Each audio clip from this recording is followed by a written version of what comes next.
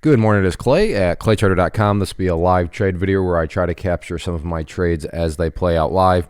Market opens up here in about 7 minutes. For those of you that are new to my videos, when I say live, what I mean is that I'm recording myself right now in real time, seeing the information for the very first time, compared to having already recorded everything and now coming back and explaining what's already happened. So this is not a trade recap. This is not some sort of post commentary or anything like that. I am record myself seeing everything for the first time. In other words, if you just want an unscripted, raw, nitty-gritty look into what it's like to be a day trader, how day trading can play out, then this will be a video for you. So I will go ahead and pause for now and be back at the market open. I am going to watch Tesla out of the opening gates, potentially do some options on it. That's why my screen has all of a sudden changed. I'm looking at my options trading setup. So yes, I do stocks and options mainly, but we'll see what happens. Again, this is live, like I said, so I just say we'll see what happens because who knows, maybe something else is going to come along and then I'm not going to be trading options on Tesla. But as of now, that's what I'm thinking. So I will pause and be back at the open. And I'm going to go ahead and pick up, or try to pick up, a put at $20. Let's see if it wants to come up and back test.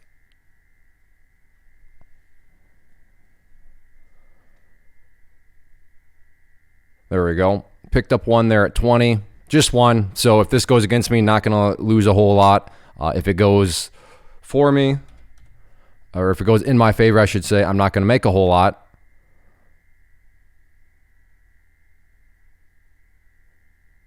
Let's see if this thing wants to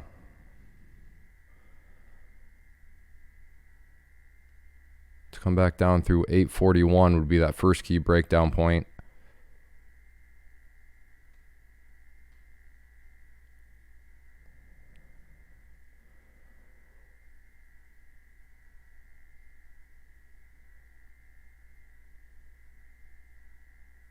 And watching 841. So out there for a quick $150 scalp. So in hindsight, should have done a lot more than one, but hey, that's hindsight. And given that the market hasn't even been open 3 minutes, and there it goes. But feel completely fine about that, just because early on, especially Tesla options, things can get very, very jumpy. So while I like this setup, like I said, I wanted to factor in the risk. And had I been wrong, then, I'd be looking at a very controlled loss. But hey, I was right. So that just means that I didn't make as much. But remember, that is a two-sided coin.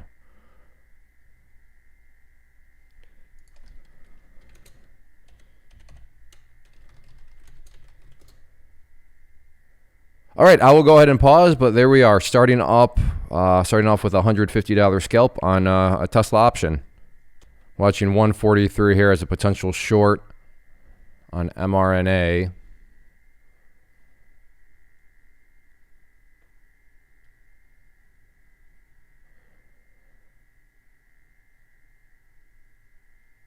So I got to watch this closely here. I'm also looking around at other monitors that have other stocks on it, which is risky because sometimes all it takes is to glance off to one other monitor for 2 seconds and then you miss potential entry point. But it's just how it goes sometimes. But yeah, 143. Well, at this point, maybe will not be coming into play, but if it does, I would definitely be very interested. So I will go ahead and pause for now. All right, coming down in there at 143.30. Wanted to try to anticipate this break, which could prove to be risky.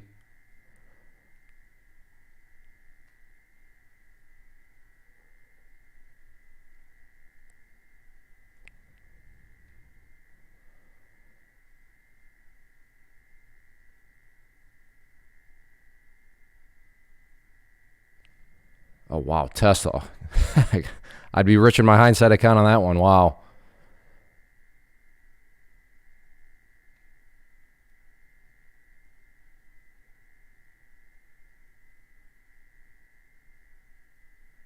All right, well, MRNA looks like is getting the best of me here. Not quite willing to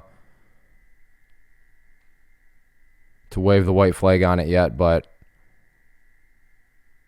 things are not looking the best. Though I will say that if 143 comes into play, this point, I think I got to really seriously consider adding to it at 143, which would technically be adding to a winner.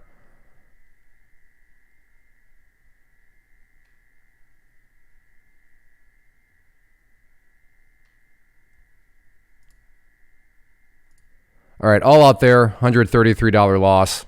So basically back to break even on the day. But still going to watch 143 if it wants to come back into play. But right now, seemingly doesn't really want to.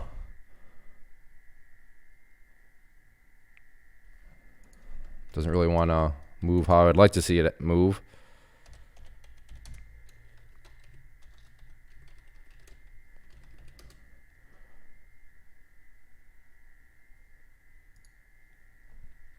I don't want to bring up Tesla. It's going to make me look at that complete roll. Wow. But that opening part of the day, as much as the the voices want to. Okay, just a minute. Okay, not quite there yet. A member just made an alert on NVIDIA about 231, but I can see it's not close to there right now. Maybe it'll come into play, but we'll have to see. Okay, well, I'm going to go ahead and pause for now. All right, looking to try to pick up some puts here at 2350.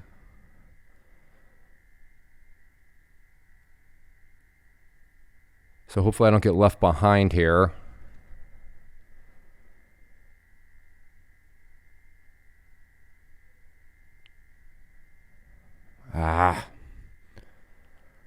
Maybe I should just be hitting the offer right now, but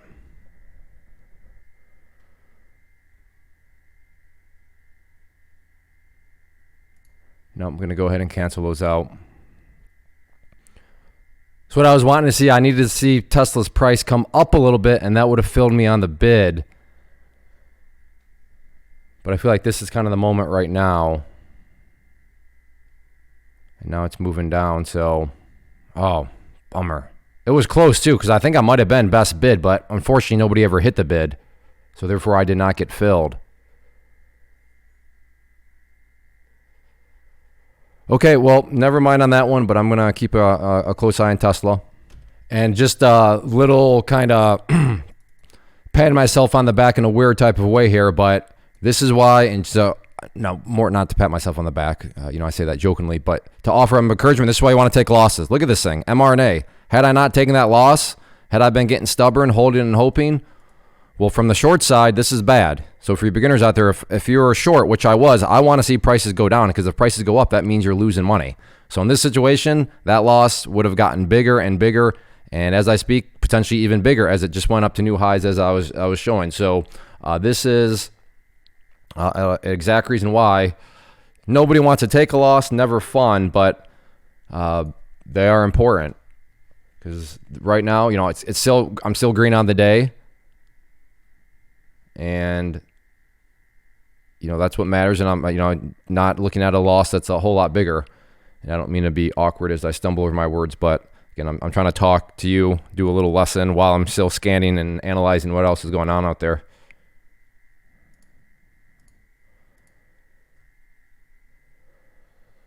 Okay, I will go ahead and pause, but right here at 329 looks interesting. Especially if it can get rejected here up around this yellow line.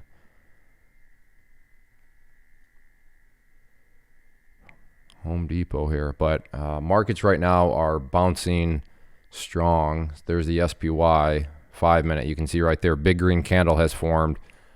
So thinking of being short right now, definitely sketchy. So I'm going to probably just sit back for a bit. Because there's a lot of gap downs, so going long on those can be a little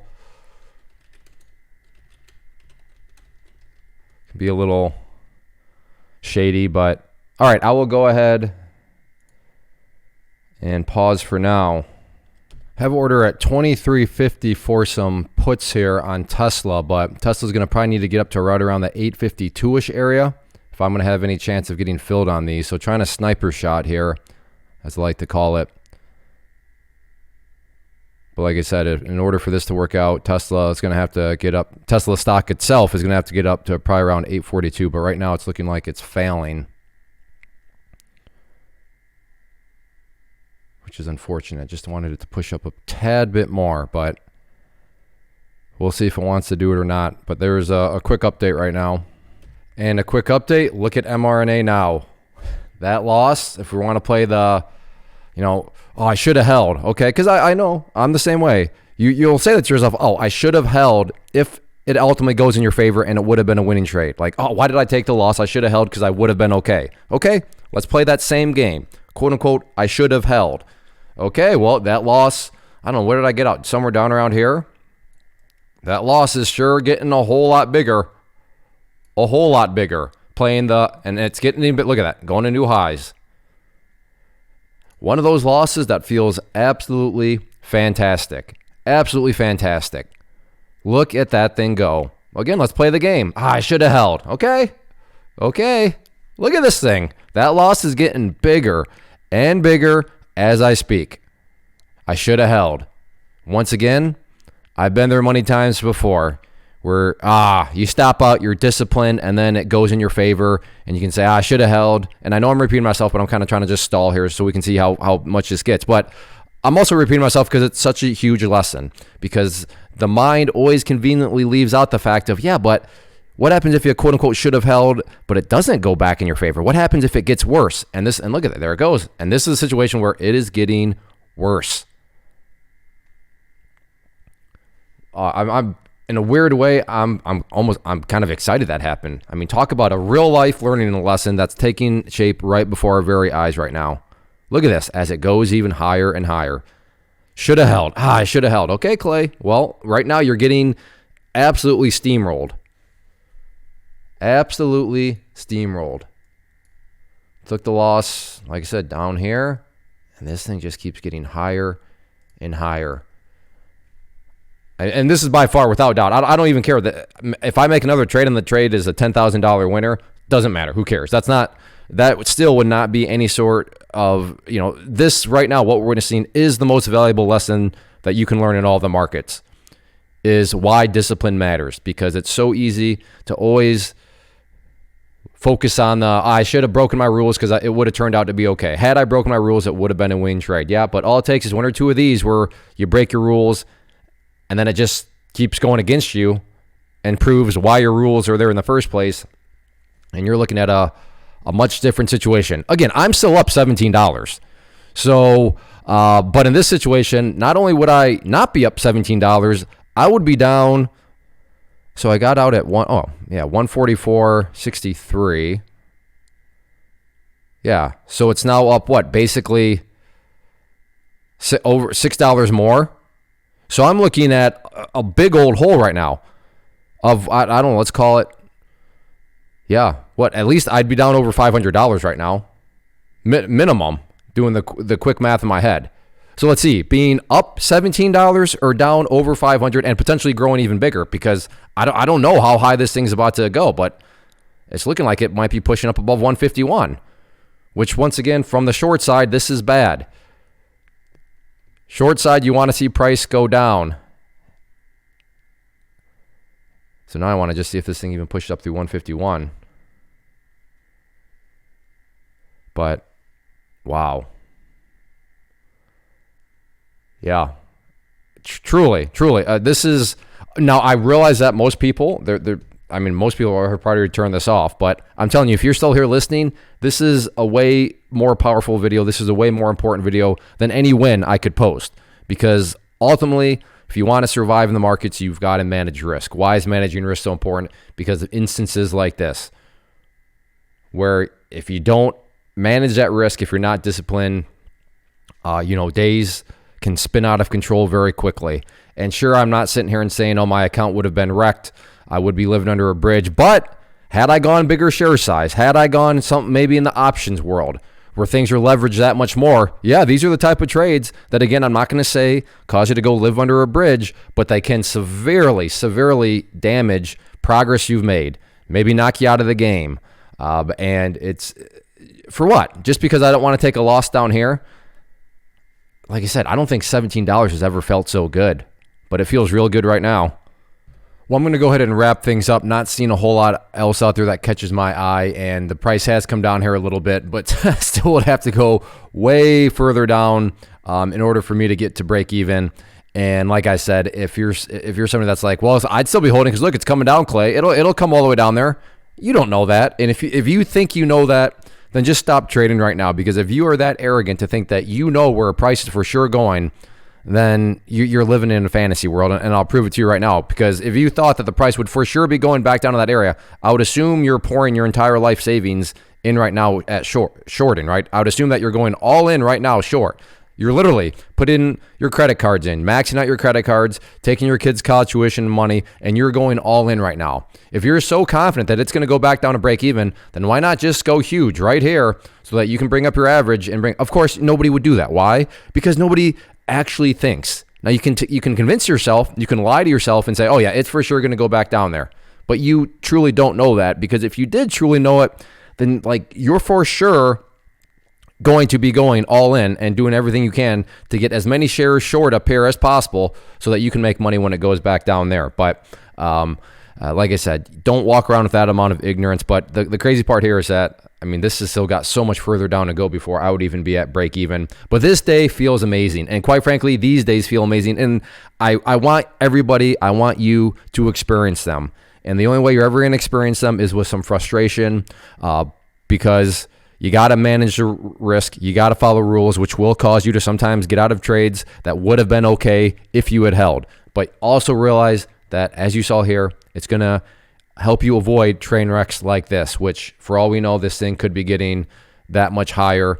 So overall, though, like I said, days like this where you know that risk management works, where you know that it truly is there, because I've been through periods where you have 2 or 3 trades in a row, and if you would have played the if I would have held game, everything would have been okay. And I've been there and think, does risk management doesn't actually matter? It seems like it's doing more damage than good. It seems like I should just hold and wait.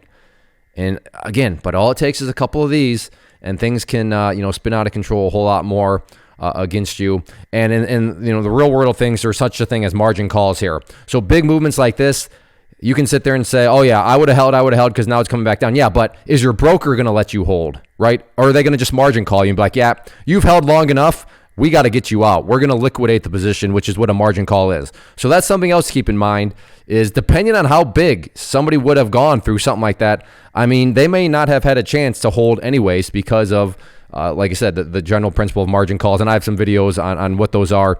But basically all they are is a situation that says where the broker has the right to come in and liquidate your position because your risk is spinning out of control, and because your broker is a for-profit business, they need to protect that. So that's something else to keep in mind is, in the sake of, let's just say this ultimately does come all the way back down.